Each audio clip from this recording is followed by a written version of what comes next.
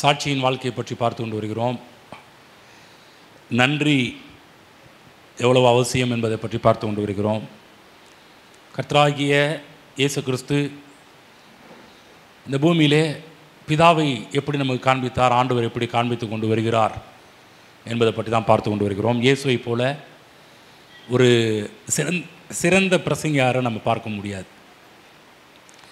இந்த உலகத்தில் எவ்வளவுதான் பிரசங்கியார்கள் இருந்தாலும் இயேசுவை போல் தேவனை அழகாக காண்பித்தவர்கள் இந்த உலகத்தில் யாரும் கிடையாது. அந்த அளவுக்கு சிறப்பாக தேவனை காண்பித்தவர் நமது ஆண்டவர் இயேசு கிறிஸ்து. அவர் எப்படி காண்பித்தார் என்பதை பற்றி தான் ஒரு சில காரியங்கள் ஒரு சில வாரங்களாக நம்ம பார்க்க ஆரம்பித்திருக்கிறோம். இந்த வருடம் முடியும் போது, போன வருடம் முடியும் போது அதை பற்றி சில காரியங்கள் பேசணும்.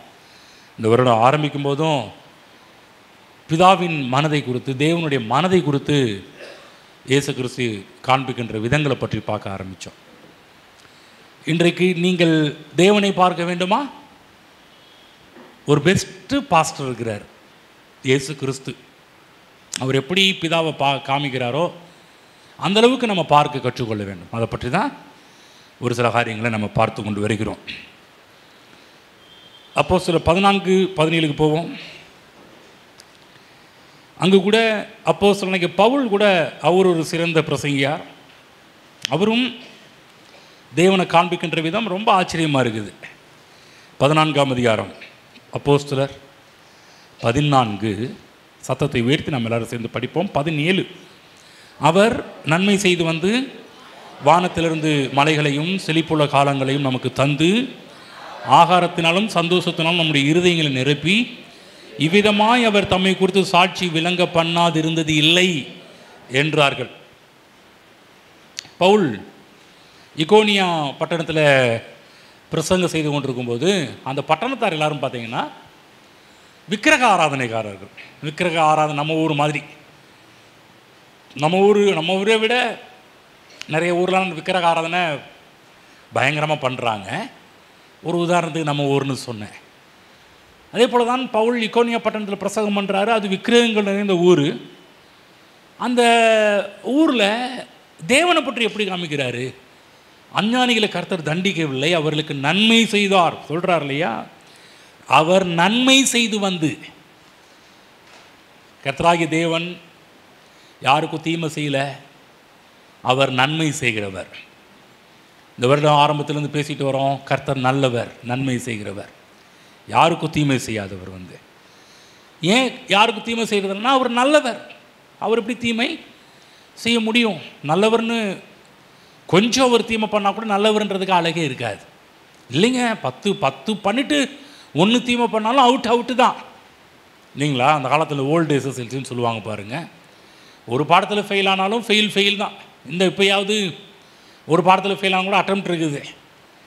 ஜூலைலையாவது இல்லை அடுத்த ஒரு இதில் எழுதிடலாம், ஜனவரி பிப்ரவரிலையாவது எழுதிடலாம் பாருங்கள். அக்டோபரா செகண்ட் அட்டெம்ப்ட் எப்போ எழுதணும்? ஃபஸ்ட்டு ஜூலை, 2வது அக்டோபரில் எழுதிடலாம். எவ்வளோ கிரேஸ் பாருங்கள், 1 by 1 எழுதிடலாம். இன்றைக்கி நீங்கள் படிக்கணும்னு நினச்சா கூட 2 வருஷத்துலேயே ஒரு பாடத்தை படிச்சிடலாம். ஈஸியான சப்ஜெக்ட் 2 1 எழுதிட்டு, கஷ்டமானதெல்லாம் ஒரு 6 மாதம் கழிச்சு கூட எழுதிடலாம். அந்தளவுக்கு கிரேஸ். ஆனால் அப்போயெல்லாம் தமிழில் ஃபெயில் ஆனால் திரும்ப 5 பாடத்தையும் எழுதணும். இங்கிலீஷில் ஃபெயில்னா மீதி 4 அந்த மாதிரி தான் எழுதணும் பாருங்கள். அந்த காலகட்டத்தில் இன்றைக்கெல்லாம் ஒரு பெரிய கிருபையின் காலகட்டங்கள். அப்போ என்ன சொல்கிறோம்? 1ல் ஃபெயில் ஆனாலும் ஃபெயில் தான். தேவன் பிசிறே இல்லாதவர். பைபிளில் போடப்பட்டிருக்குது, அவரிடத்தில் யாதொரு வேற்றுமையின் நிழல் கூட இல்லை என்று போடப்பட்டிருக்கு. கொஞ்சம் கூட நிழலை பார்க்க முடியாது, ஒரு டாட்டை கூட அவர்கிட்ட பார்க்க முடியாது. நான் சொல்கிறேன், இந்த மக்களுக்கே அவர் நன்மை செய்திருப்பார் என்றால் நமக்கு நல்லது செய்ய மாட்டாரா? பாவிகள் மேலேயே கர்த்தர் நல்லது பண்ணுறாரே, நமக்கு பண்ண மாட்டாரா?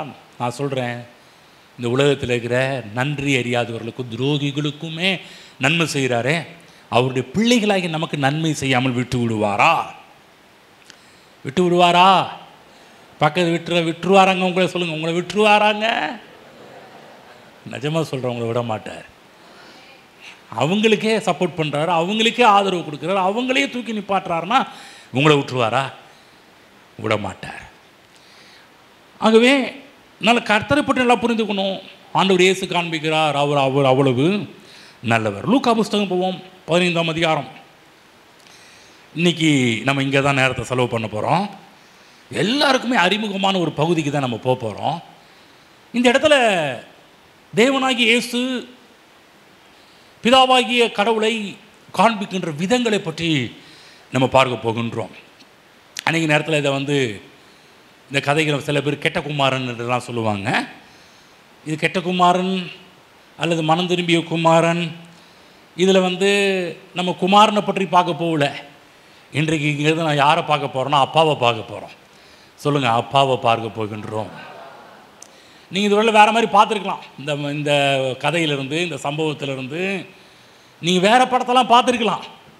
ஆனால் இன்றைக்கி பார்க்க போகிற படம் கொஞ்சம் வித்தியாசமாக இருக்க போகின்றது. சரி, ஏன் இயேசு கிறிஸ்து இந்த உவமைகளை சொல்ல வேண்டும்? இந்த உவமை ஏன் போதிக்க வேண்டும்? முதலாவது 1ஆம் வசனத்திலிருந்து 15ஆம் அதிகாரம் 1-3 வசனங்கள் படிக்கிறேன், கேளுங்கள்.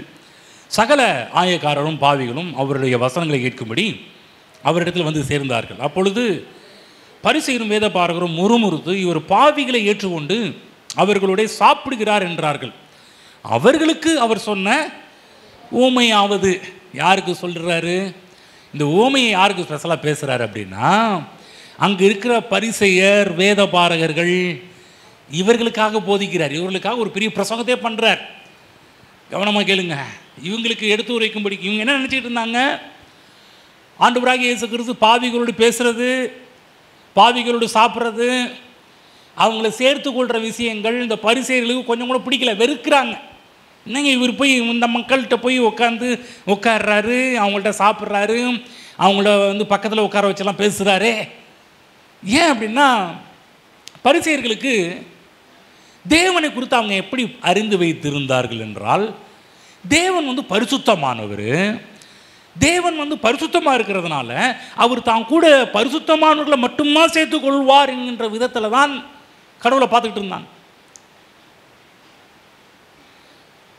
ஒரு காலகட்டத்தில் சேலத்துக்கு வந்த புதுசில் பார்த்தீங்கன்னா, குடிகாரங்க சர்ச்சுக்கெல்லாம் வர ஆரம்பித்தாங்க.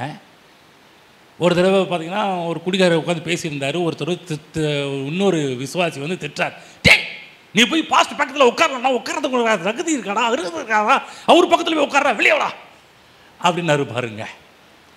சில நேரத்தில் சில பேர்கிட்ட பேசும்போதெல்லாம் சில பேருக்கு பிடிக்கிறது கிடையாது. அதே போல் ஆண்டவர் இயேசு கிறிஸ்து கூட அதிகமாக யாருன்னா பாவிகள், ஆயக்காரர்கள், துரோகிகள், உலகத்தில் பார்த்தீங்கன்னா அது அநேக மோசமானவர்கள், இப்படிப்பட்டவர்கள் தான் பாருங்கள் அவங்களுக்கு போய் ஒதுக்கிறாரு, அவங்களுக்கு சத்தியத்தை சொல்கிறாரு, அவங்க வீட்டுக்கு போகிறாரு, அவங்களோட உட்காந்து சாப்பிட்றாரு, அவங்கள்ட்ட பேசுகிறாரு. இது யாருக்கு பிடிக்கல அப்படின்னா பரிசேயர்களுக்கு பிடிக்கவில்லை. ஆகவே தான் இப்படிப்பட்டவங்களுக்கு இவங்க தேவனை குறித்து வைத்திருந்த கருத்து எவ்வளவு தவறானது என்பதை காண்பிப்பதற்காகவே இந்த சப்ஜெக்ட் ஆரம்பிக்கிறார். இந்த கதையை தொடர்றார், இந்த உவமையை தொடர்றார். இந்த சம்பவம் பார்த்தீங்கன்னா, இந்த இளையகுமாரனை பற்றியோ, இந்த நல்லா கவனிக்கணும், இந்த கதையினுடைய கதாநாயகன் யார்?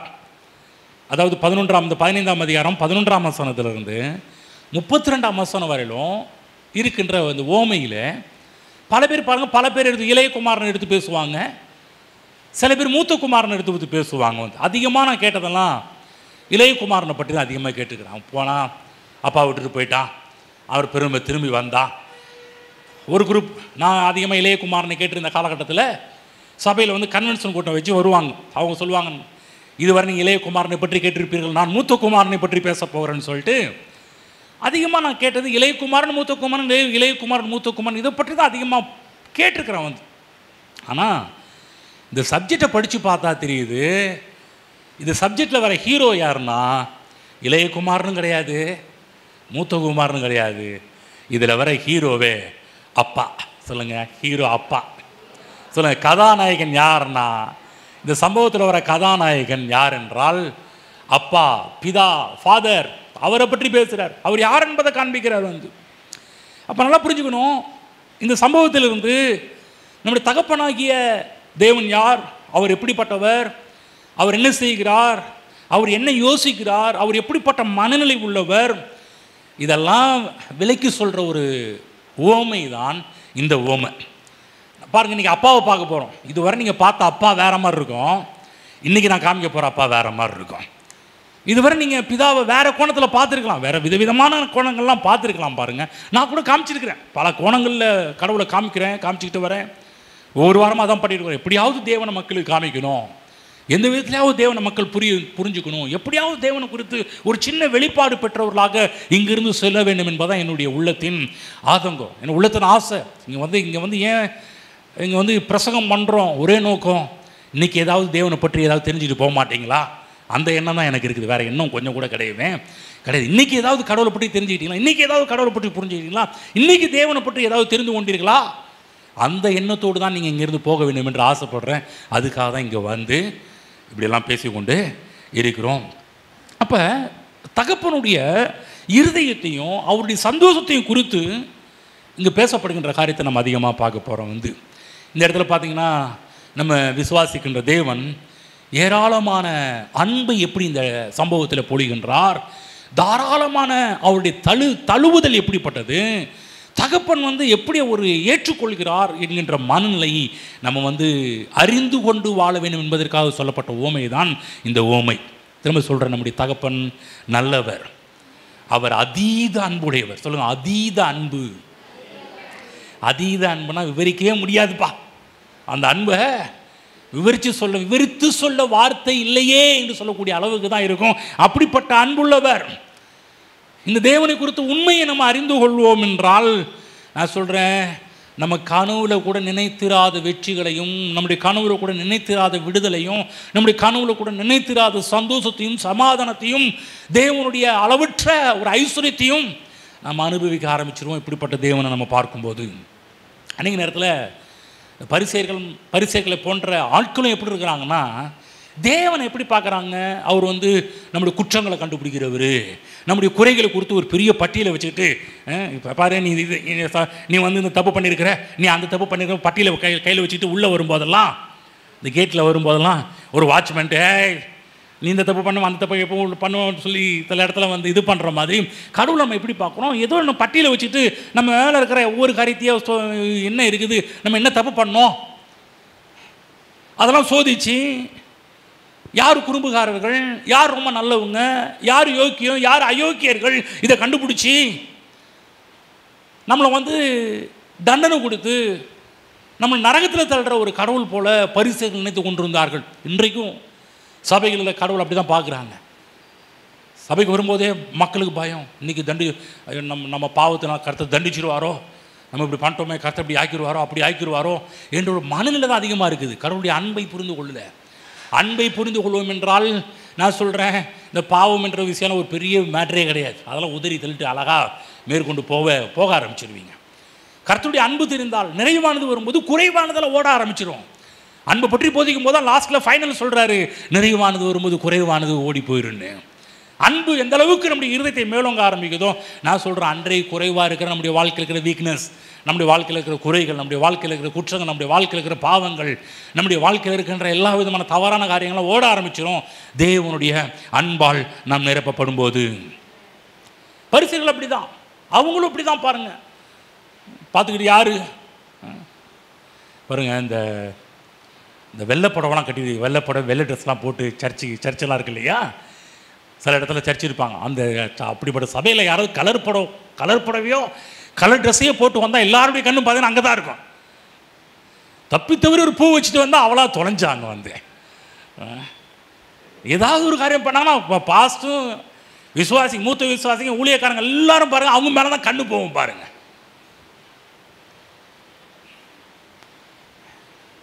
கவனிங்க, இங்கே இருக்கிற யாரும் நம்ம மக்கள் மேலே சபைக்கு வரோம் என்றால் மக்களை கவனிக்கிறதே கிடையாது. என் தேவனை ஆராதிப்பதற்காக, என் தேவன் எவ்வளோ நல்லது பண்ணியிருக்கிறார், நன்மை செஞ்சுருக்கிறாரே, இந்த வாரம் முழுவதும் என்னை காப்பாற்றினாரே, என்னை பூசிச்சாரே, இந்த வாரத்தில் எப்படிப்பட்ட சொல்லிட்டு இருந்தாங்களா பாஸ்டம்மா, இந்த வாரம் எங்கெங்கெல்லாம் சம்பவம் நினச்சி அப்படி ஒரு சொல்லிட்டு இருந்தாங்க. எப்போ எங்கெங்கோ மக்கள் அழிஞ்சு போனால் நம்மளை கடவுள் எவ்வளவு அழகாக பாதுகாத்தாரே, பூஷிச்சாரே, இதை எண்ணி நன்றி சொல்லும்படிக்கு வந்திருக்கிறோம், துதிக்க வந்திருக்கிறோம். மக்களையே பார்த்துட்டு இருந்தால் கர்த்தரை துதிக்கவே முடியாது. பரிசேயர்களை பொறுத்தவரையிலும் பாவிகள், ஆயக்காரர்கள், இவங்க எல்லாருமே தேவனுக்கு அருகில் வர தகுதியற்றவர்கள், தேவனுக்கு பக்கத்தில் உட்கார அருகதையற்றவர்கள் என்ற நினப்பு தான் பரிசேயர்களுக்குள்ள அதிகமாக இருந்தது. தேவனுடைய தயவுக்கு இவங்க தகுதியற்றவர்கள், தேவனுடைய அன்புக்கு தகுதியற்றவர்கள், தேவனுடைய பாசத்துக்கு தகுதியற்றவர்கள். இப்படிப்பட்ட எண்ணங்கள் தான் பரிசேயருடைய உள்ளத்தில் அதிகமாக நிறைந்து இருந்தது. ஆகவேதான் இந்த சப்ஜெக்ட் ஆரம்பிக்கிறார். கடவுள் யார், பிதா யார்? முழுக்க முழுக்க ஆண்டவராகிய இயேசு கிறிஸ்து இந்த உலகத்தில் வந்து வாழ்ந்த காலகட்டத்தில் அதிகமாக யாரை இந்த உலகத்துக்கு காண்பித்தார் என்றால் கடவுள் எப்படிப்பட்டவர் என்பதை காமிச்சார்.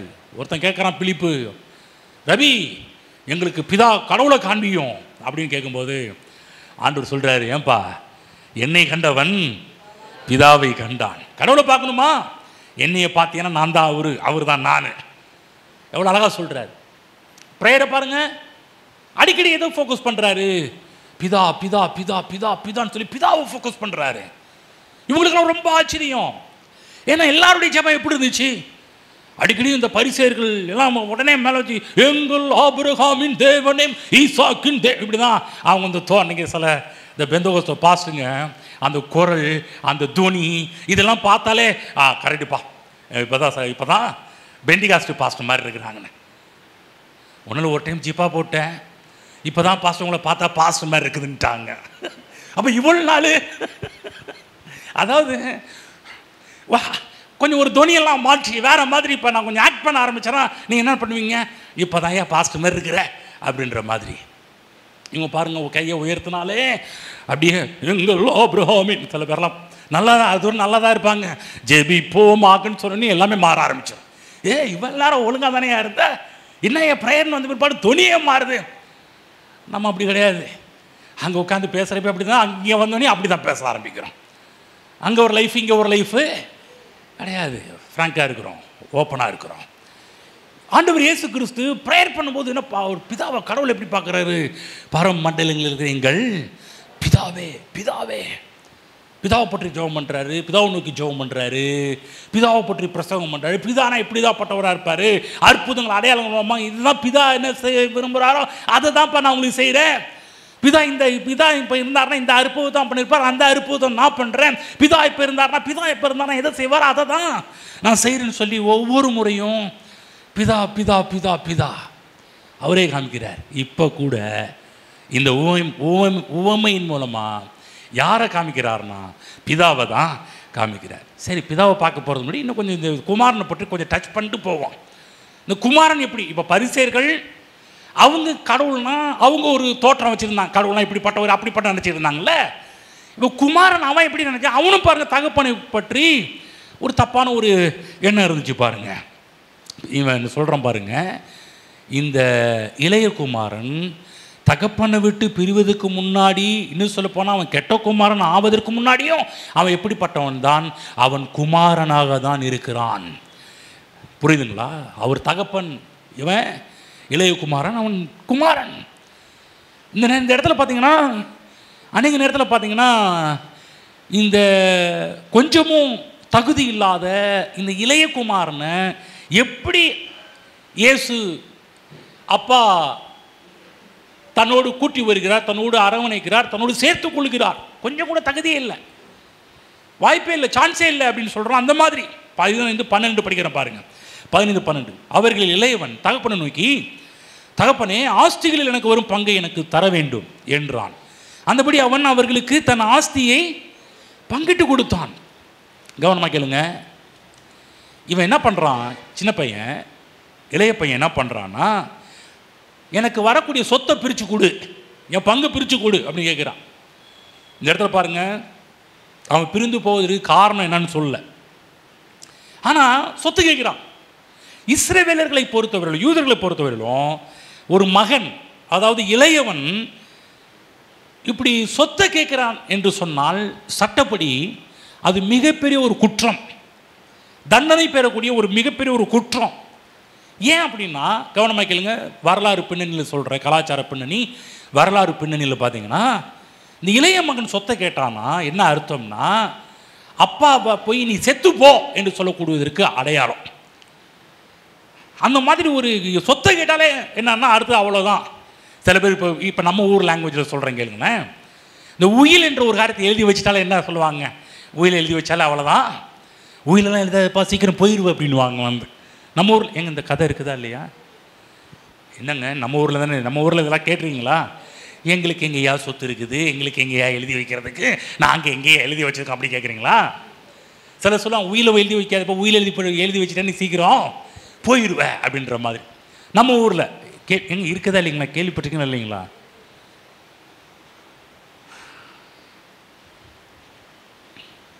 அதே மாதிரி யூதர்களுடைய கலாச்சாரத்தில் இளையவன் மூத்தவன் இருக்கும்போது இளையவன் வந்து சொத்தை கேட்க ஆரம்பித்தான்னா அப்பா வந்து நீ செத்துப்போ என்று சொல்வதற்கு அடையாளம். ஏன் அப்படின்னா தகப்பன் விட்டு, அதாவது தகப்பன் செத்த பிற்பாடு தான் சொத்துக்கள் பிரிக்கப்பட வேண்டும். யூதருடைய கலாச்சாரத்தில் அது ஒன்று. ஆனால் சாகிறதுக்கு முன்னாடியே சொத்தை கேட்குறான்னா நீ செத்துப்போ என்பதற்கு அடையாளம். படிப்போம் உபாகம் புஸ்தகம் 21. அங்கே போயிட்டு திரும்ப இந்த இடத்துக்கு வருவோம். உபாகம் 21. இவனுடைய நிலைமையை பார்த்துக்கோங்க. 21ஆம் அதிகாரம் 18 21 படிக்கிறேன். தன் தகப்பன் சொல்லையும் தன் தாயின் சொல்லையும் கேளாமலும் அவர்களால் தண்டிக்கப்பட்டும் அவர்களுக்கு கீழ்ப்படியாமலும் போகிற அடங்காத துஷ்ட பிள்ளை ஒருவனுக்கு இருந்தால் அவன் தகப்பனும் அவன் தாயும் அவனை பிடித்து அவன் இருக்கும் பட்டணத்தின் மூப்பரிடத்தில் அவ்விடத்தில் வாசலுக்கு அவனை கொண்டு போய், எங்கள் மகனாகிய இவன் அடங்காத துஷ்டனாயிருக்கிறான், எங்கள் சொல்லை கேளான், பெருந்தினிகாரனும் குடியனுமாயிருக்கிறான் என்று பட்டணத்தின் மூப்பரோடு சொல்வார்களாக. கவனிங்க, இப்போ இதே சீன் எங்கே நடக்குது? இங்கே நடக்குது. அப்பாட்ட வந்து சண்டை போட்டு சொத்தை பிரித்து போடுறா அப்படின்னு கேட்குற லெவலுக்கு வந்துருச்சு. இப்போ என்னது? துஷ்டன், அடங்காதவன், மோட்டாட்டம் பண்ணுறவன். 21. அப்பொழுது அவன் சாகும்படி அந்த பட்டணத்து மனிதர் எல்லாரும் அவன் மேல் கல்லெறிய கடவர்கள், இப்படியே தீமையை உன் நடுவிலிருந்து விலக்கி போட வேண்டும்.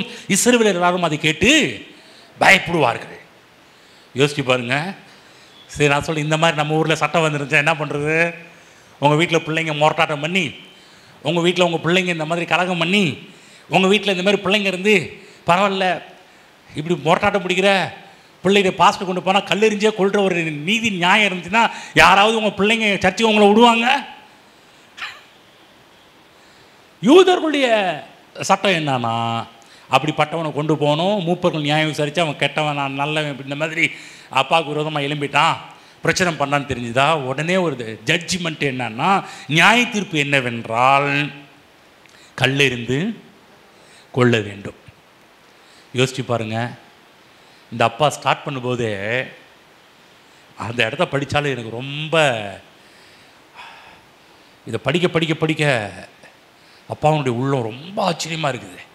படிக்கிறேன் பாருங்களேன். அவர்கள் இளையவன் தகப்பனை நோக்கி, தகப்பனே ஆஸ்திகள் எனக்கு வரும் பங்கு எனக்கு தர வேண்டும் என்றான். அந்தபடி அவன் அவர்களுக்கு தன் ஆஸ்தியை பங்கிட்டு கொடுத்தான். பரிசேயர்கள் அந்த நாட்கள் என்ன எதிர்பார்த்தாங்கன்னா, சரி ரபி இயேசு வந்து பிரசங்கம் பண்ணி கடைசியில் எங்கே கொண்டு வந்து முடிப்பாருன்னா உபாகம் 21 கொண்டு வந்து முடிப்பார். உபாகம் 21 சொல்லப்பட்ட பிரகாரமாக அந்த பையனை கொண்டு வர இப்போ பாரு எல்லாரும் கள்ளத்துக்கு இருந்து கொள்ள வேண்டும் அந்த ஜட்ஜ்மெண்ட்டுக்கு தான் வருவார்னு நினச்சா மனுஷன் அப்படியே டோட்டலாக பிளேட்டை மாற்றி போட்டுட்டார். என்னடா அது? உபாகமம் 21 படி இந்த அடங்காத பையன் சொத்தை கேட்குற பையனை பிடிச்சி கல்லெறிந்து கொள்கிற அந்த சட்டத்திட்டத்தை கொண்டு வரணும் பார்த்தா இந்த மனுஷன் பாட்டுக்கா அந்தபடி அவன் அவர்களுக்கு தன் ஆஸ்தியை பங்கிட்டு. ஹலோ, பரிசேயர்களுக்கு மூஞ்சே செத்து போச்சு, மோகமே இல்லை. என்னடா அது கடைசியில் ஃபைனல் ஜட்ஜ்மெண்ட்டு 21 கொண்டு வந்து முடிப்பார்னு பார்த்தா இந்த மனுஷன் எங்கள்கிட்ட கொண்டுட்டு வராமல் மூப்பர்கள்ட்ட கொண்டு போகாமல் இவங்க கேட்ட உடனே கொடுக்குறானே. அதாவது முதல் ஷாக் என்னன்னா, பரிசேயர்கள் இதுவரை கேள்விப்படாத தகப்பனை பற்றி முதல்ல அறிவிக்கிறார். அப்பா நான் நீ என்ன நினச்சிருக்கிற? மோட்டாட்டம் பண்ணுற பிள்ளையை பிடிச்சி அடித்து மூப்பரில் கொண்டு வந்து கல்லிருந்து கொள்ளக்கூடிய ஒரு சட்டத்தை கொண்டு வருவார்னு பார்த்தியா? ஆனால் இந்த அப்பா வேற மாதிரி அவங்க கற்பனையில் இல்லாத தகப்பன் அவங்களை எடுத்து காமிக்கிறாரு. பரிசேயர்கள் வேதபாரர்கள் தகப்பன் பிதாவை குறித்து ஒரு பயங்கர தப்பு கணக்கு போட்டு வச்சிருந்தாங்க. இன்னைக்கு உள்ள இந்த பாரம்பரியமான பெந்தகோஸ்து சபையில் கர்த்தர் அடிப்பாரு, நொறுக்குவாரு, உன்னை அப்படி பண்ணுவார் இப்படி பண்ணுவார். சில பேர் சொல்லுவாங்க உன்னை நரகத்துக்கு விளிம்பில் கயிறு கட்டி வச்சிருக்காரு பொட்டுன்னு விட்டுருவாருன்ற லெவலெல்லாம் மக்களை பயமுறுத்தி வச்சிருக்கிறாங்க. ஆனால் இவரு பாருங்க எவ்வளோ அழகாக காமிக்கிறாரு, அப்பாவை காமிக்கிறாரு. முரட்டனம் பண்ணான், கேட்டான், சொத்தை கேட்டான், ஆனால் அப்பா பிரித்து கொடுத்துட்டாரு. கவனிக்க தேவ பிள்ளைகளே, இன்னைக்கு இருக்கிற சபையில் அப்பாவை குறித்து இப்படிப்பட்ட ஒரு வெளிப்பாடு இல்லாமல் இருக்கிறது. இந்த பிள்ளை எப்படிப்பட்ட பிள்ளை? இந்த எப்படிப்பட்ட பிள்ளைன்னா அப்பாவுடைய பராமரிப்பில் வாழ விரும்பாத மகன். தன்னுடைய சொந்த பலத்தில் தன்னுடைய சுயநீதியை மையமாக வைத்துக்கொண்டு தன்னால் முடியும். சில பேர்லாம் இன்றைக்கி இருக்கிறாங்களே, என்னால் முடியும், கடவுள் இல்லாமல். அதாவது கடவுள் இல்லாமல் நான் சொல்கிறேன், நீ உலகத்துலேருந்து கடவுள் இல்லாமல் என்னால் முடியும்னு சொன்னோம்னா அது அவுட் ஆயிடுவோம். எல்லாம் பவுல போல சொல்லணும், என்னை பலப்படுத்துகிற கிறிஸ்துவினால் எல்லாவற்றையும் செய்ய எனக்கு பலன் உண்டு. அவர் சேர்க்கணும். அவர் சேர்க்காம இல்லை என்னால் முடியும், என்னால் ஆகும், என்னால் அப்படி பேசக்கூடாது. இவன் பாருங்க தன் சுயநீதியால் தான் பலத்தில் வாழ வேண்டும் என்று ஆசைப்பட்டவன். அது மட்டுமல்ல, குற்ற மனசாட்சியினாலும் சுய பரிதாபத்தினாலும் வாடுகின்ற பிள்ளை இந்த மகன். தன்னுடைய தகுதியின்மை என்ற ஒரு காரணத்தினால் தகப்பன் ஏற்றுக்கொள்ள மாட்டாரோ அப்படிப்பட்ட எண்ணத்தை உடையவன் இந்த குமாரன். தன்னை புறக்கணித்து விடுவார், தன்னை தண்டிப்பார் என்கின்ற எண்ணத்தை உடையவன். பழைய ஏற்பாட்டு ஜனங்கள், பழைய ஏற்பாட்டு யூத மக்கள்லாம் கடவுளை பற்றி இப்படிப்பட்ட எண்ணத்தை உடையவர்கள். தகப்பனை குறித்த முழுக்க ஒரு தவறான ஒரு எண்ணம். நான் சொல்கிறேன், இந்த சபைக்கு வரனீங்க, நம்முடைய தகப்பனை குறித்த நல்ல படத்தை உடையவர்களாக மாற வேண்டும். இவங்க லெவல் பார்த்தீங்கன்னா பயத்தோடு வாழ்ந்ததுனால இந்த இளைய குமாரன் வேறு வழியின்றி வேலைக்காரனையாவது அந்த வீட்டுக்கு போய் பிள்ளையாக வாழணும்னு ஆசை கிடையாது. அவன் ஒரு வேலைக்காரனாவது வீட்டில் இருந்துட்டு போயிடலாமே. இப்படிப்பட்ட வார்த்தையை யார் பேசுவா? பயந்தாங்களும், குற்ற உணர்வு உள்ளவங்களும், ஆக்கினி தீர்ப்பு உணர்வும், தண்டனைக்குரியவர்களும். ஐயோ அங்கே போனால் எப்படி நம்மளை சேர்த்துக்குவாங்களா, நம்ம இப்படிப்பட்ட ஒரு வார்த்தையை நம்ம சேர்த்துக்குவோம். இன்னும் குமாரனா என்னை ஏற்றுக்காதீங்க, ஒரு வேலைக்காரனா ஏற்றுக்கொள்ளுங்கள். எப்படியாவது வேலைக்காரனாக இருந்து பசிக்குது, வேலைக்காரனாக இருந்து கூட சாப்பிட்டு போயிடலாமே என்கின்ற ஒரு நிலைமை. இப்படிப்பட்ட ஒரு நிலைமை தான் இந்த மகனுக்கு. சரி, நம்முடைய தகப்பன் எப்படிப்பட்ட தகப்பன்? இந்த உவமையிலே ஆண்டவர் இயேசு தகப்பனை எப்படி காண்பிக்க விரும்புகிறார்? முதலாவது தகப்பனை குறித்து ஒரு ஜென்ரலான ஒரு சில காரியத்தை சொல்லி முடிச்ச பிற்பாடு பாயிண்டாக ஒரு 6 பாயிண்ட் இருக்குது. இந்த சம்பவத்தில் தகப்பனை ஒரு 6 கோணத்தில் நம்ம என்ன பண்ண போகிறோம், பார்க்க போகிறோம். முன்னுரையாக தகப்பனை பற்றி பார்க்கும்போது இந்த இடத்துல பார்த்தீங்கன்னா சொல்லப்படுற ஒரு காரியம் பார்த்தீங்கன்னா, இந்த தகப்பன் முதலாவது சொல்லப்பட்டது போல பரிசேயர்கள் எதிர்பார்த்தது போல அவங்க எண்ணத்தில் கிடையாது, நேர்மாறாக இருக்கிறார். பாருங்க, முதலாவது சொத்தை பிரித்து கொடுத்துருக்க கூடாது. நீங்களாக இருந்தால் என்ன பண்ணுவீங்க? உங்கள் பையன் உங்கள்கிட்ட சொத்து இப்போ நான் உங்கள்கிட்ட கேட்குறேன், உங்கள் பையன் உங்கள்கிட்ட சொத்து கேட்குறாரு, நீங்கள் என்ன பண்ணுவீங்க? ஏங்க, நீங்கள் கேள்வி சொன்னாதான் நீங்கள் உயிரோடு இருக்கீங்கன்னு எனக்கு தெரியும். நீங்கள் உயிரோடு இருக்கிறீங்களா இல்லையான்றது நான் எப்பப்பெல்லாம் அடிக்கடி செக் பண்ணுவேன்னா, இந்த அல்லிலியா போட்டோ அப்படி இல்லை, இந்த மாதிரி கேள்வி கேட்குறது. இப்போ கேள்வி கேட்குறது எதுக்குன்னா, நீங்கள் உயிரோடு இருக்கிறீங்களா, உயிரோடு இருக்குன்னா தூங்குறீங்களா முழிச்சிருக்கீங்களான்றது பார்க்குறதுக்காக செக் பண்ணுறது. ஓகேங்களா? சரி, இப்போ இந்த கதையில் இப்போ நீங்கள் நம்ம மிங்கிளாக போகிறோம். இந்த கதையில் இப்போ நம்ம எல்லோரும் ஜாயிண்ட் ஆக போகிறோம். ஓகேங்களா? இப்போ நீங்கள் அப்பா, எல்லோரும் நீங்கள் அம்மாவும் அப்பா தான், எல்லாமே ஒன்று தான். ஓகேங்களா? இப்போ ஒரு பையன், இளைய பையன் உங்கள்கிட்ட சொத்து கேட்டால் நீங்கள் என்னென்னலாம் பண்ணுவீங்க சொல்லுங்கள் பார்க்கலாம். பாயிண்ட் நம்பர் 1 சொல்லுங்கள் பார்க்கலாம். என்ன பண்ணுவீங்க? மாவனை தொலைஞ்ச. சரி, அடுத்தது ரெண்டாவது, நான் இருக்கிறது பிரித்து கொடுக்க மாட்டேன்ட்டாங்க பிரதீப்புக்கு. ரெண்டாவது,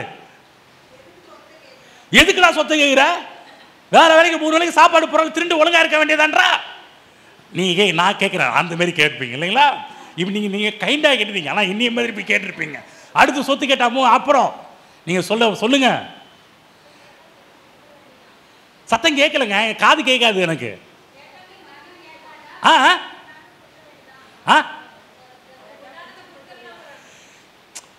என்ன பண்ணு, போய் சொல்லப்போ. சரி, எனக்கு காது கொஞ்சம் அவுட்டு, நீங்கள் சத்தமாக சொன்னதான் எனக்கு கேட்கும். சரி, பெத்த கடமைக்கு என்ன பண்ணு, போ போ பிடிச்சிக்கடா, போடா, கேடுகட்டு போடா. அப்படிலாம் இல்லையா? சரி, பெத்த கடமைக்கு சரி, ஓகே. அடுத்தது, மாவனை ஒழுங்கா சம்பாரிச்சு போடுறா.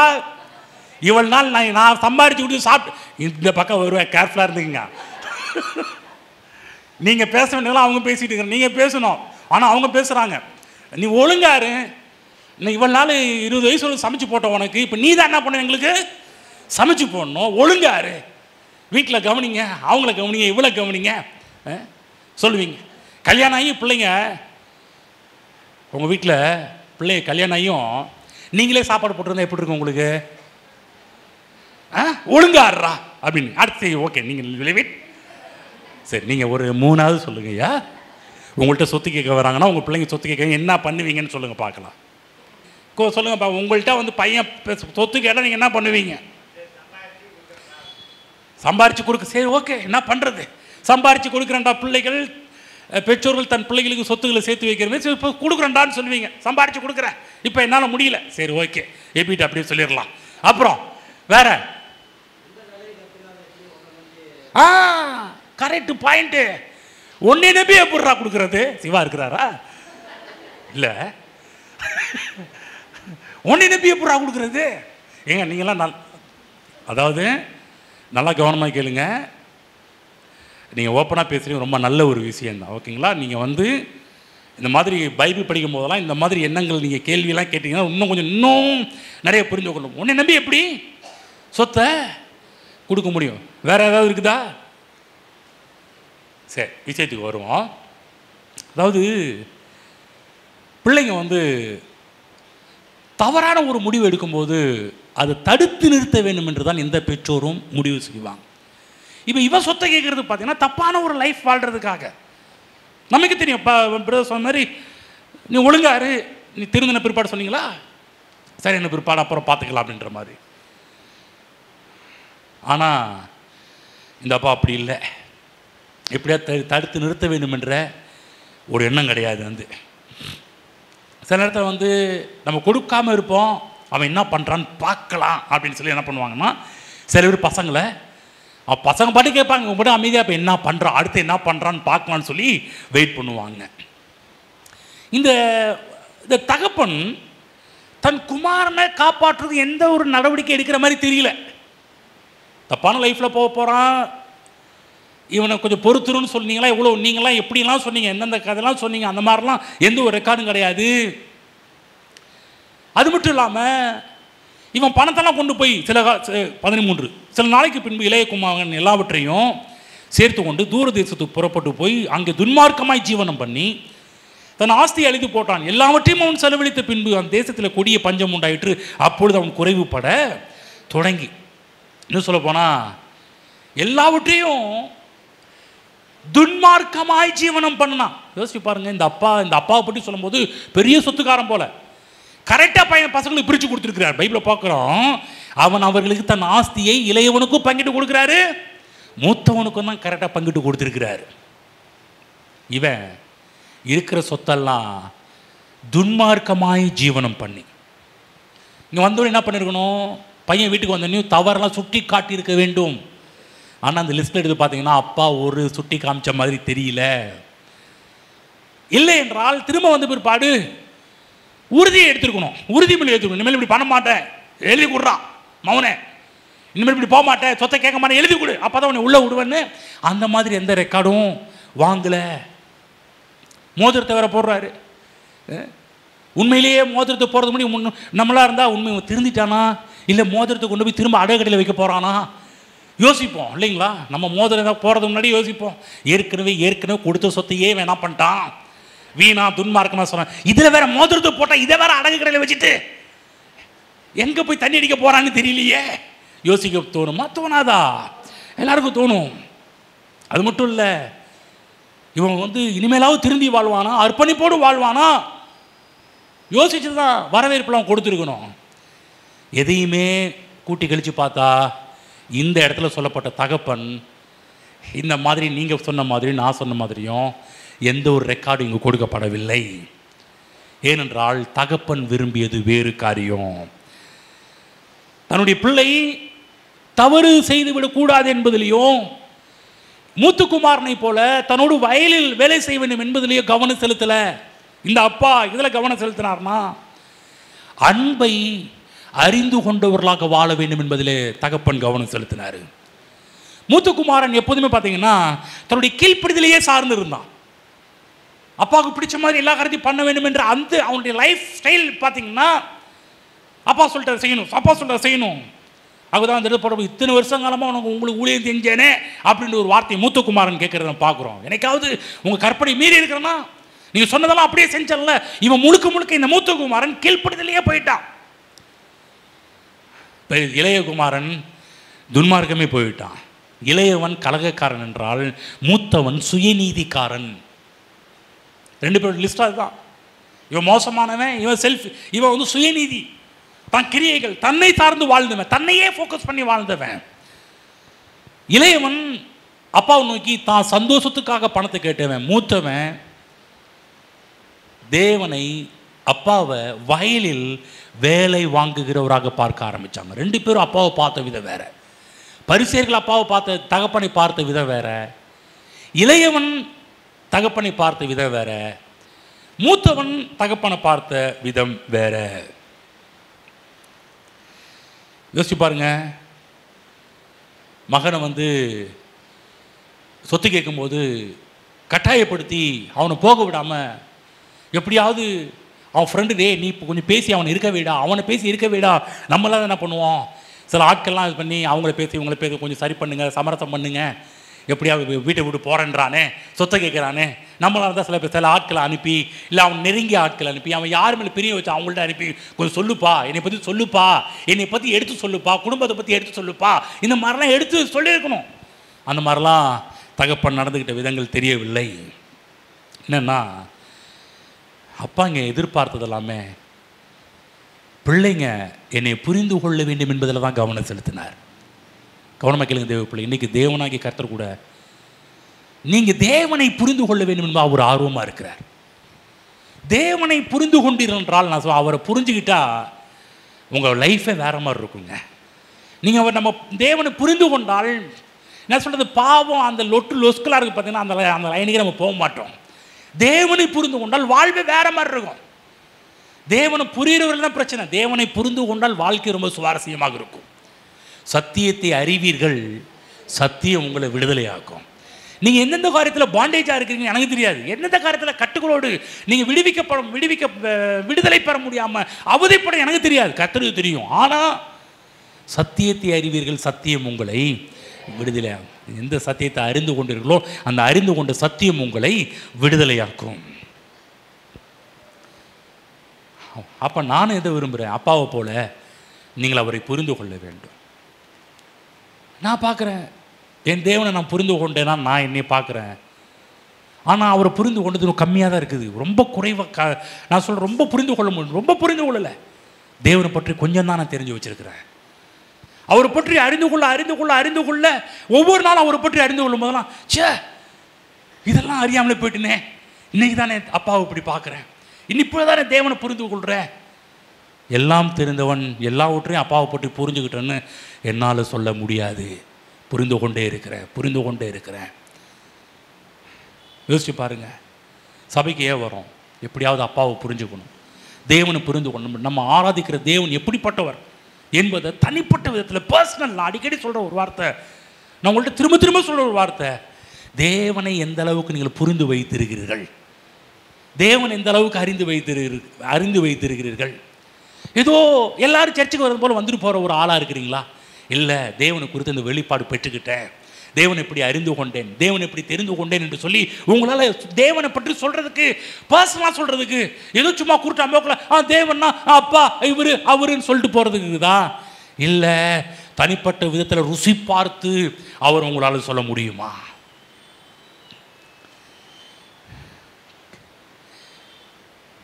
கவனிங்க, தேவனை பற்றி பார்க்கும்போது முதலாவது காரியம் இந்த இடத்துல அன்பு வழியும் அப்பா. ஆமென். அன்பினால் நிறைகின்ற அப்பா. 15:12 அவர்களிலே இவன் தகப்பனுக்கு தகப்பனே ஆஸ்தியில் எனக்கு வரும் பங்கு எனக்கு தர வேண்டும் என்றான். அந்தபடி அவன் அவர்களுக்கு தன் ஆஸ்தியை பங்கிட்டு கொடுத்தான்.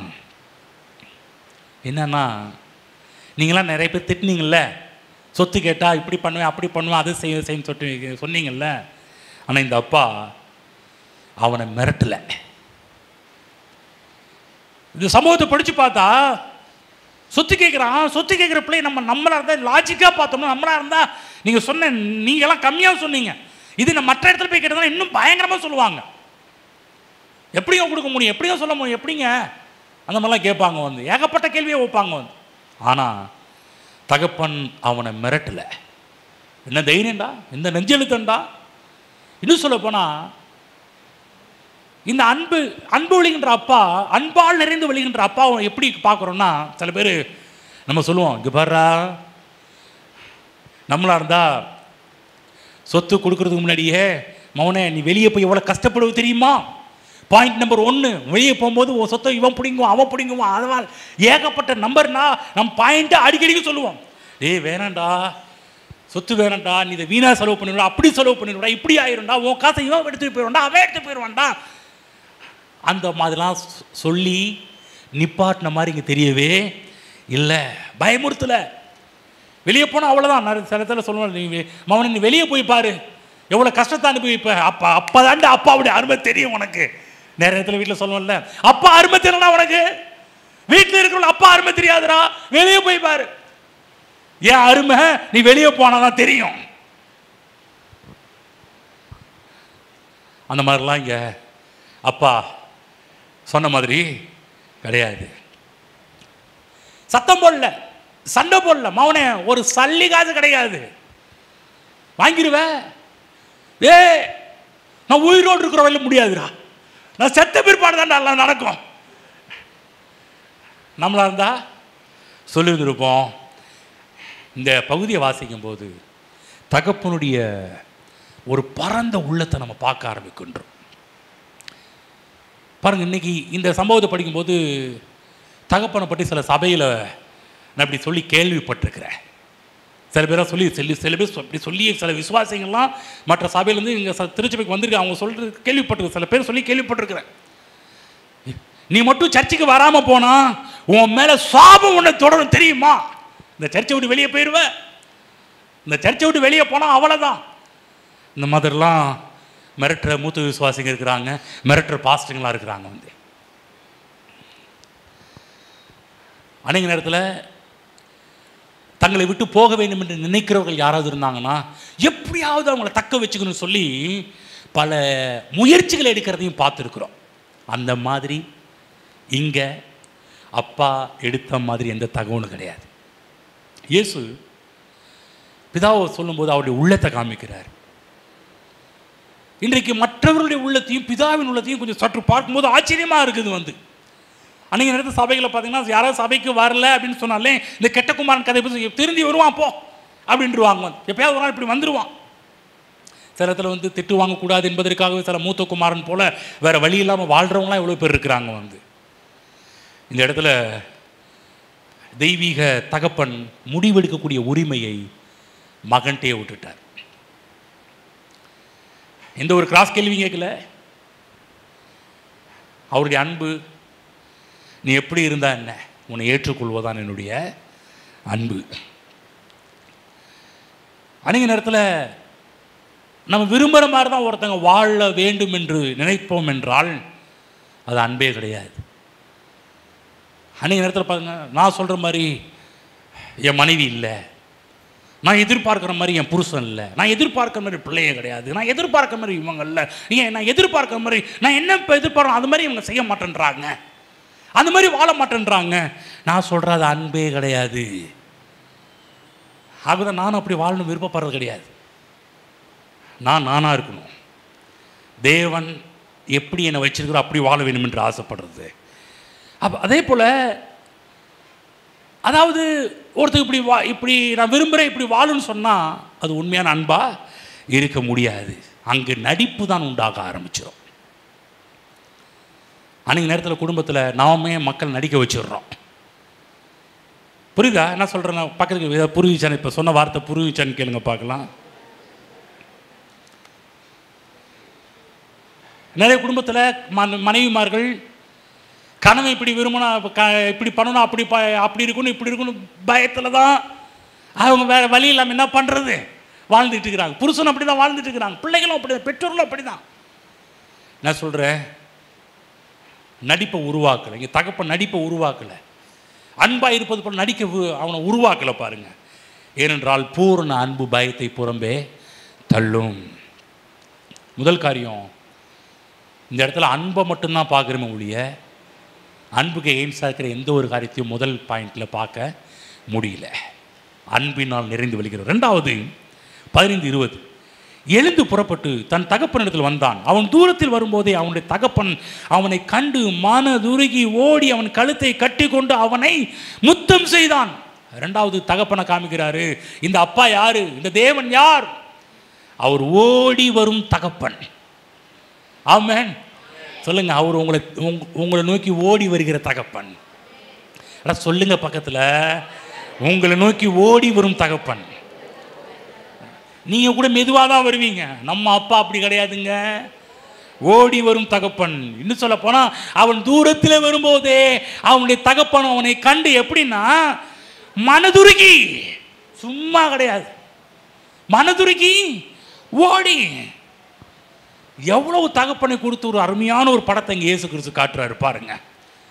தன்னை விட்டு பிரிந்து போன மகனை தூரத்தில் பார்த்த உடனே அப்பாவுடைய உள்ளம் குதூகலிக்கிறது, அப்படியே உள்ள அப்படியே பூரிப்படைகின்றது. அப்பா பையனை பார்த்துட்டோன்னு சொல்லிட்டு வந்து கவனிக்கிற ஒரு காரியத்தை கலாச்சார பின்னணியில் ஒரு சில விஷயம் சொல்ல விரும்புகிறேன். பொதுவாக யூத கலாச்சாரத்தில் வயதானவர்கள் நீண்ட அங்கியை போட்டிருப்பாங்க. எப்போதுமே யூத கலாச்சாரத்தில் அங்கி என்று சொல்லக்கூடிய நீளமாக வச்சுருப்பாங்க. இன்றைக்கெல்லாம் எப்படி ஃபாதர்ஸ் ஃபுல்லாக அங்கி போட்டிருக்கிறாங்களோ அந்த மாதிரி எப்படி நீங்கள் நைட்டி போட்டிருக்கிறீங்களோ இப்போ ஈஸியாக புரியும். நைட்டி மாதிரி கீழே வரல என்ன பண்ணுவாங்க, அந்த அங்கியை போட்டிருப்பாங்க. வந்து இந்த இடத்துல இப்போ அப்பா வயசானவர், இப்போ எப்படி இருக்கிறார்? அப்பா அங்கி போட்டுருக்கிறார். இப்போ ஓடணும்னா எப்படி ஓடணும்? இப்போ நீங்கள் எடுத்துக்கிங்க, புடவை கட்டின ஒரு ஆளும் சுடிதார் போட்ட ஒரு ஆளையும் வச்சுக்கிங்க. ஓடுனா எப்படி ஓடுவீங்க? இப்போ இங்கே பேண்ட் போட்டாலும் வேஷ்டி கட்ட ஆட்லையும் ஓட விடுவீங்க, எப்படி இருக்கும்?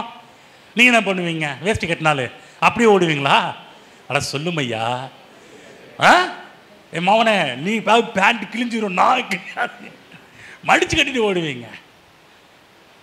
வேத ஆராய்ச்சியாளர் சொல்கிறாங்க, இந்த அப்பா ஓடி இருக்கிறாருன்னா தான் அங்கேயெல்லாம் எடுத்து சுருட்டி கட்டிட்டு தான் ஏன் ஓடி இருக்க முடியும் அப்படின்னு வந்து. ஆமென். இதெல்லாம் பாருங்கள், நெட்டில் பைபிள் ஹப் அப்படின்னு சொல்லக்கூடிய ஒரு காரியம் இருக்குது. அது உள்ளே போய் பார்த்தீங்கன்னா ஏகப்பட்ட தமிழ்லேயே விடுறாங்க, நிறைய விஷயத்த காமெண்ட்ரிஸ்லாம் ஏகப்பட்ட காமெண்ட்ரிஸ் உள்ளே விடுறாங்க. இதில் போய் படித்து பாருங்கள். பைபிளில் இருக்கிற ஒவ்வொரு எவ்வளோ பேர் காமெண்ட்ரி எழுதியிருக்காங்க பாருங்கள். ஒவ்வொரு காமெண்ட்ரி எடுத்து சொன்னால் கூட மிக நேரம் போதா. ஒவ்வொரு வாரமும் இதை ஊரை பற்றி அப்பாவை பற்றி பேசலாம், அவ்வளோ விஷயங்கள் சொல்கிறாங்க. அந்த காமெண்ட்ரியில் சொல்கிறாங்க, போகணுன்னா தூக்கிக்கிட்டு தான் ஓடணும் அப்படின்னு சொல்லிட்டு வந்து. இன்னொன்று, இப்படி ஓடுறது அவமானமாக கருதப்படுகின்ற ஒன்று. கொஞ்சம் யோசிச்சு பாருங்கள். இப்படி யாராவது நல்லா இருக்கிறாலும் வேட்டி எடுத்து இப்போ நீங்கள் எடுத்தீங்க, இப்போ டக்குன்னு மறைஞ்சிக்கிட்டு ஒன்றா எப்படி இருக்கும்? ஷேம், ஒரு அவமானமாக கருதுகின்ற ஒன்று. இப்போ அப்பா அங்கே இருக்கிற சட்டங்கள், அங்கே இருக்கிற வழக்கங்கள் எல்லாவற்றையும் மீறி ஓடுகின்ற ஒரு தகப்பனாக இயேசு கிறிஸ்து சித்தரிக்கிறத பார்க்குறோம். என்னன்னா, மகனுக்காக அவமானப்படவும் இங்கே இயேசு கிறிஸ்து பிதாவாகிய தேவன் தயங்கவில்லை என்பதை காமிக்கிறது. ஆமென்.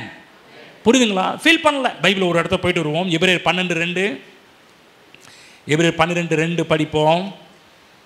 நீங்கள் எடுத்துனா நீங்கள் படிங்க, நான் எடுத்துனா நான் படிக்கிறேன். அவர் தமக்கு முன் வைத்திருந்த சந்தோஷத்தின் பொருட்டு அவமானத்தை எண்ணாமல் சிலுவையை சகித்து தேவனுடைய சிங்காசனத்தின் வலது பார்த்தத்தில் வீற்றிருக்கிறார். அவர் தமக்கு முன் வைத்திருந்த சந்தோஷத்தின் பொருட்டு அவமானத்தை எண்ணாமல். அவனை பையனை கண்ட உடனே பார்த்தீங்கன்னா, நம்மளாக இருந்தால் என்ன பண்ணியிருப்போம்? உட்காந்துருப்போம், வரட்டும். இப்போ கொஞ்சம் மதிப்பு கொடுக்குறானா இல்லையா, இப்போ என் அப்பா மேலே பாசம் இருக்குதா இல்லையான்றது டெஸ்ட் பண்ணுவோம். வரட்டும், வந்து பார்க்குறானா, ஏதாவது கையில் கொண்டு வரானா, கையில் எடுத்துகிட்டு வரானா, செஞ்சு தப்புக்கு மனம் வருந்துறானா, நம்மளா இருந்தால் என்ன பண்ணுவோம்? நம்ம தான் ஈரிக்கு பிடிச்சிட்டு உட்காந்துருப்போம். என்ன பண்ணுறான்னு கொஞ்சம் பார்க்கலாம். இல்லைன்னா வந்த பிற்பாடு இவன்கிட்ட எப்படி பேசணும்னா, முதல்ல நம்ம கண்டிஷன்லாம் சொல்லிடணும். அவனே வந்திருக்கிற இந்த மாதிரி அந்த மாதிரி அந்த மாதிரி இந்த மாதிரி இங்கே இருந்தால் தான் நான் ஒழுங்காக உன்னைய வீட்டில் வச்சுக்குவேன், இல்லை அப்படின்னா தொலைச்சி போடுவேன் அப்படின்னு சொல்கிற மாதிரி இங்கே அப்பாவுடைய சீன் எதுவுமே இந்த இடத்துல பார்க்க முடியல. கவனமாக கேளுங்க. இங்கே அப்பாவுடைய புத்தி செயல்படல், அப்பாவுடைய இருதயம் வேலை செய்து கொண்டிருக்கிறது. அவர் மனதுருகினார். இன்றைக்கும் தேவனுடைய அன்பு நம் மீது மனதுருக்கம் உள்ளதாகவே இருக்கிறது. உங்களை பார்க்கும் போதெல்லாம் பிதாவாகிய தேவன் அவருடைய அன்பு நிமித்தம் உணர்ச்சி வசப்படுகின்றார். அவர் அன்பால் நிறைந்து உங்கள் மேலே தன்னுடைய பாசத்தை காண்பிக்க வேண்டும் என்று விரும்புகிறார். ஆகவேதான் அவரை அறிந்து கொள்ளுங்கள். ஆமென். சொல்ல பக்கத்தில் பிதாவை அறிந்து கொள்ளுங்கள், தேவனை அறிந்து கொள்ளுங்கள், அப்பாவை அறிந்து கொள்ளுங்கள். சொல்லுங்க, அன்பு வழிகின்ற அப்பா. சொல்கிறாங்களா, ரொம்ப வலிது பிடிச்சிக்கின்னு சொல்கிறாங்க பாருங்க. நான் சொல்கிறேன், இன்றைக்கி உலகத்தில் வலிகிறது வேற, ஆனால் அவர் வலிகிறதே வேறங்க. உள்ளத்திலிருந்து வருது அன்பு. ரெண்டாவது பார்க்குறோம், இந்த அப்பா ஓடி வருகின்ற அப்பா. ஆமென். அவருடைய மனதுருக்கம் தான் உங்களை நோக்கி ஓடி வர செய்திருக்கின்றது.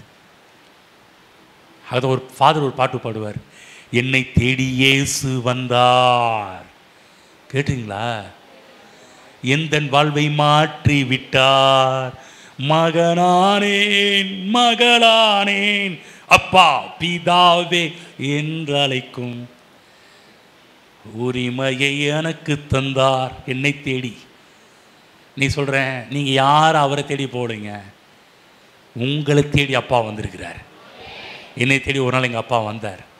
என்னை பெத்த அப்பா இல்லை, என்னை முன்குறித்த அப்பா, ஒரிஜினல் டேடி. இன்றைக்கி இருக்கிற மாம்சீக பிரகாரம்லாம் அவங்கெல்லாம் இந்த உலகத்தில் டூப்ளிகேட்டு, ஆனால் ஒரிஜினல் காட். ஆமென். சொல்லுங்கள், எங்கள் அப்பா ஒரிஜினல் பிதாவாகிய தேவன். ஆமென். இந்த உலகத்தில் மாம்சீக பிரகாரமாக அப்பா இந்த உலகத்தில் இருக்கலாம், ஆனால் அவங்கள காட்டிலும் டாப்பில் இருக்கிறவர் நம்ம பிதாவாகிய தேவன். ஆமென். இந்த ஓமையில் இருக்கின்ற தகப்பனை நீங்கள் என்றைக்காவது அப்பா என்று உண்மையாகவே அழைச்சிருக்கிறீங்களா? இந்த அன்பை புரிந்து வாழ்ந்திருக்கிறீர்களா? இந்த அன்பு நிறைந்து வழிகின்ற அப்பாவை நீங்கள் பார்த்துருக்கிறீங்களா? ஓடி வந்து கட்டி அடைத்து தழுவுகின்ற ஒரு அப்பாவை பார்த்துருக்கிறீங்களா? நீங்கள் உண்மையான தேவனை சந்தித்து விட்டீர்களா? நீங்கள் இப்படிப்பட்ட அப்பாவை நீங்கள் பார்த்தீங்கன்னா உங்கள் வாழ்க்கையே தலைகளாக மாறிடும். மூன்றாவது, கட்டி தழுவும் அப்பா. முதல் அப்பா, பாப்பாவுடைய அப்பாவை பிதா இயேசு கிறிஸ்து எப்படி வெளிப்படுத்துகிறாரு? அன்பினால் வழி என்று. ரெண்டாவது, ஓடி வரார். மூன்றாவது, கட்டி தழுவுகிறார். 15-20 அவர் எழுந்து புறப்பட்டு தன் தகப்பனத்தில் வந்தான். அவர் தூரத்தில் வரும்போதே அவனுடைய தகப்பன் அவனை கண்டு மனதுருகி ஓடி அவன் கழுத்தை கட்டி கொண்டு அவனை முத்தம் செய்தான். கட்டி கொண்டு முத்தம் செய்கிறான்.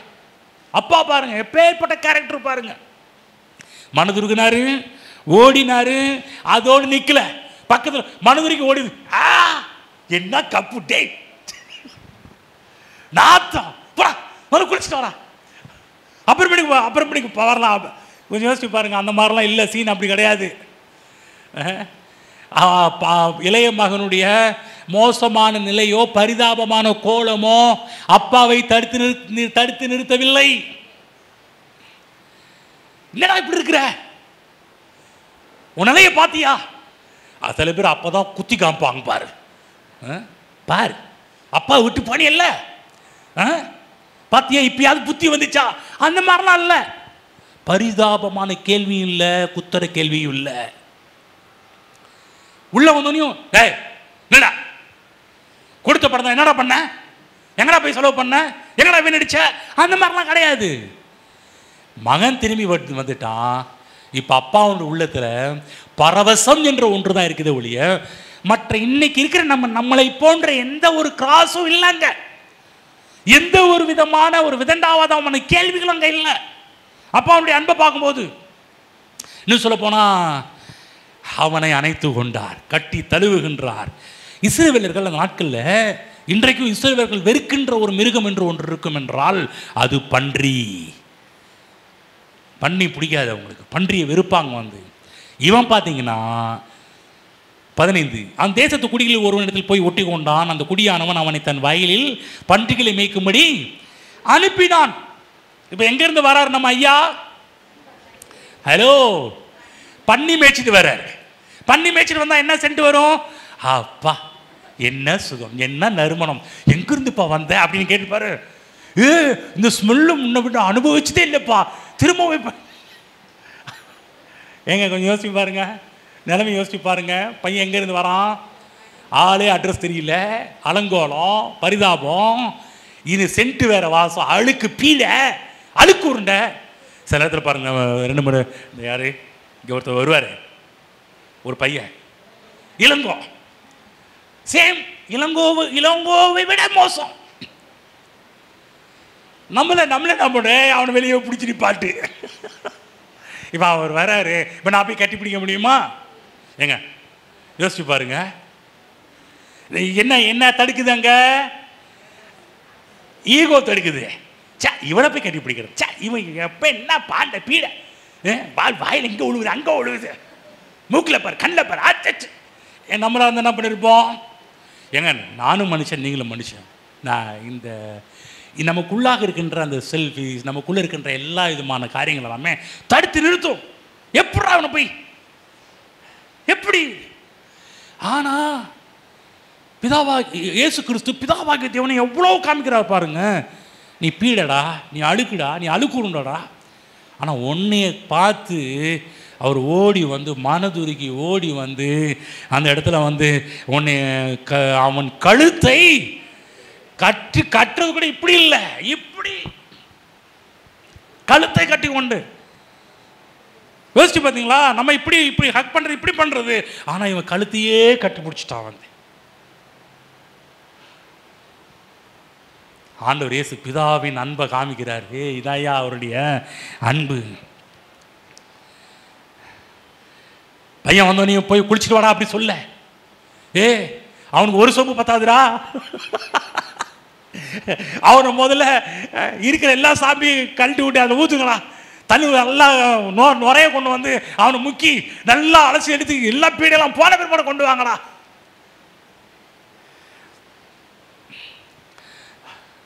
அது மட்டும் இல்லை, சரி வந்துட்டா என்ன பண்ணுறது, ஏதோ யூதருடைய கலாச்சாரத்தை படி ஒரு முத்தத்தை கொடுத்து நிப்பாட்டிடல. என்ன பண்ணுறது, வேறு வழியில் வந்துட்டானே, ஒரு முத்தத்தோடு நிப்பாட்டல பாருங்க. அங்கே முத்த மலையே பொழிக்கின்றது. ஆமென். நீங்கள் தேவனால் முத்தமிடப்பட்டவர்கள். ஆமென்.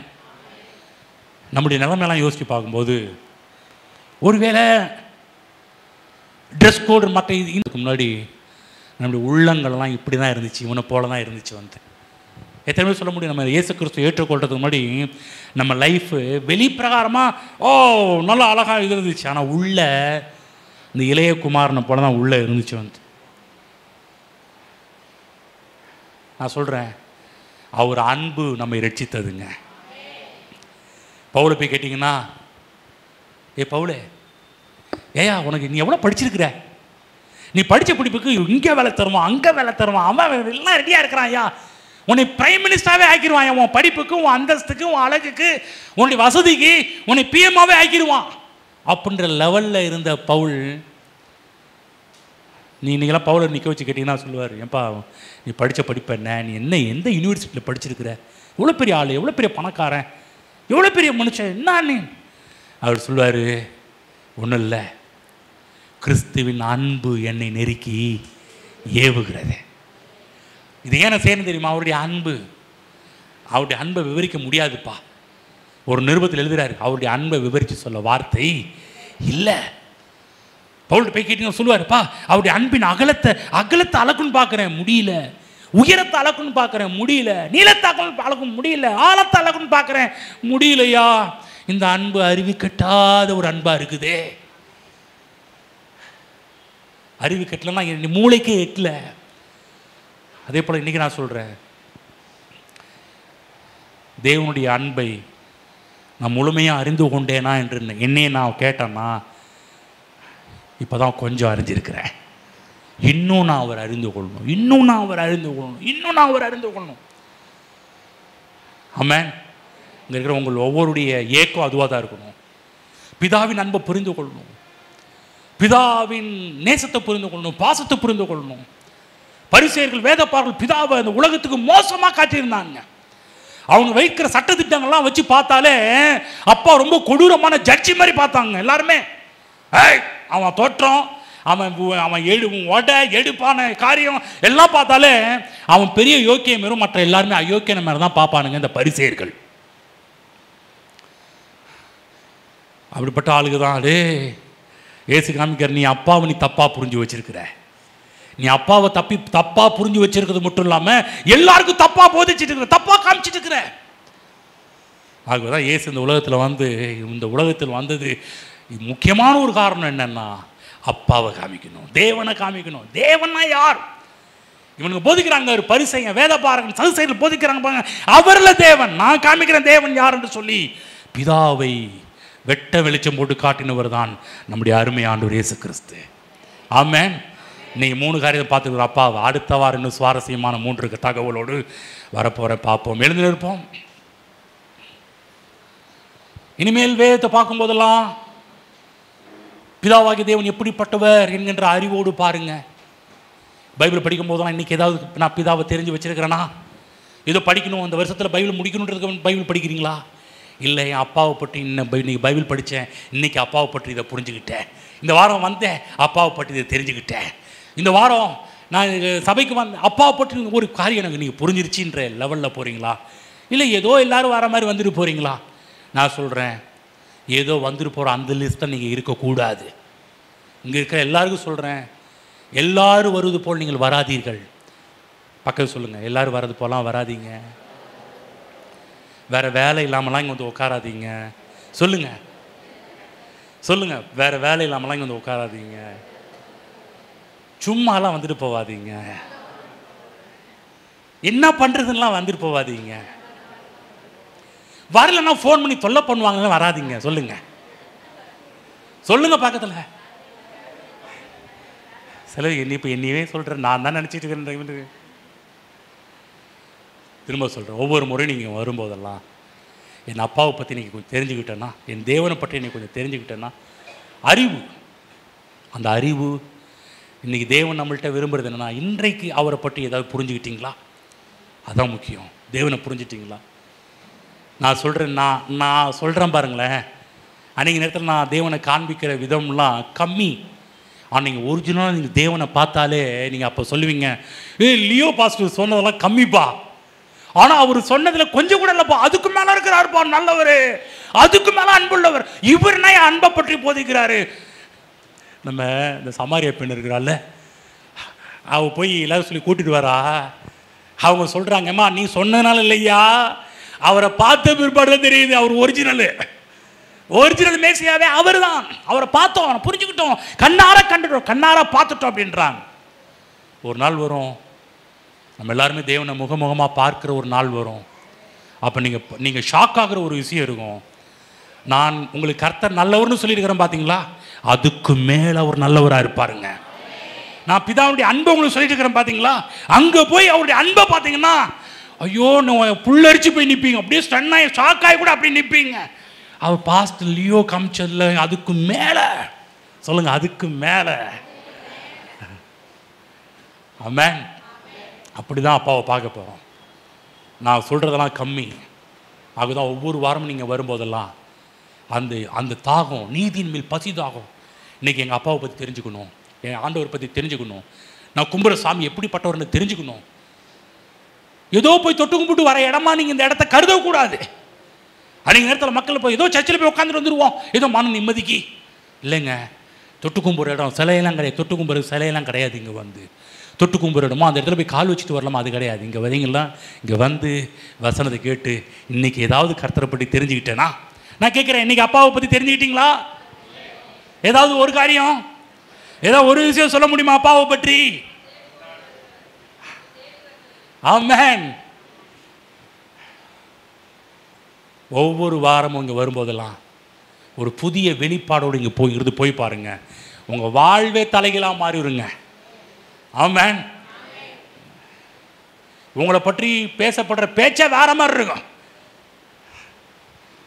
ஆமென்.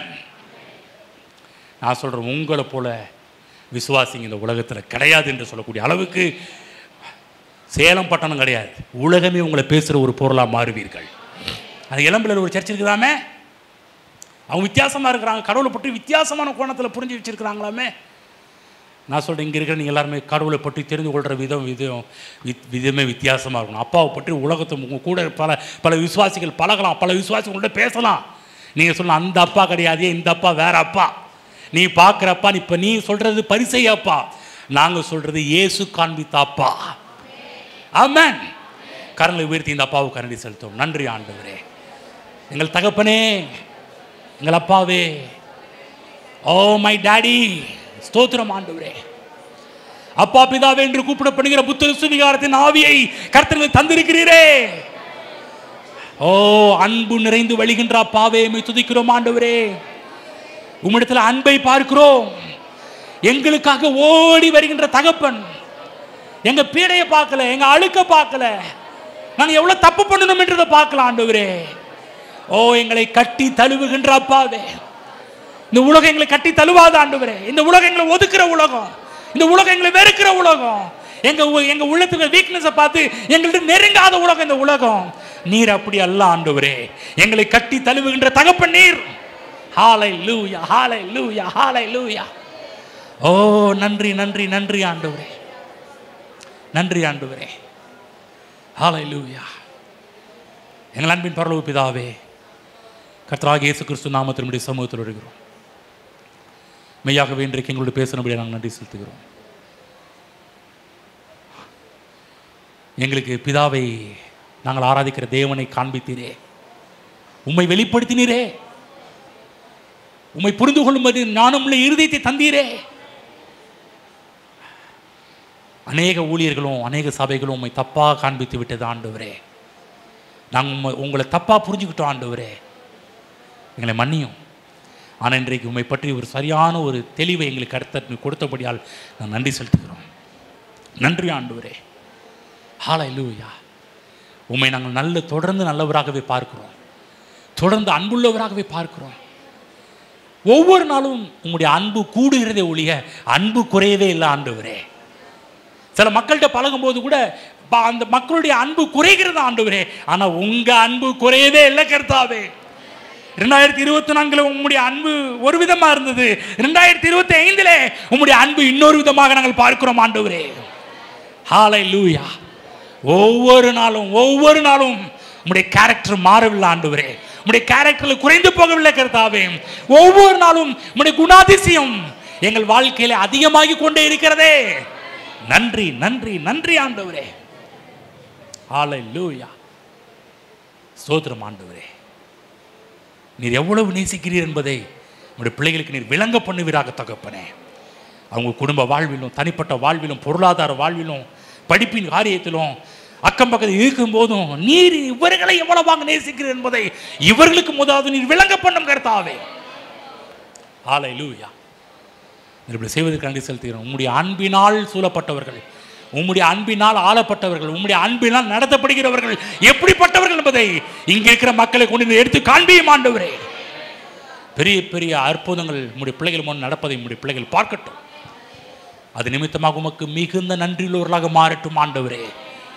உம்முடைய அன்பின் நிமித்தம் களி கூறட்டும், உம்முடைய அன்பினால் நிறைந்து உம்மை துதிக்கட்டும், உம்மை பாடட்டும், உம்மை மகிமைப்படுத்தட்டும். இந்த சபைக்கு வரட்டும் ஆண்டவரே.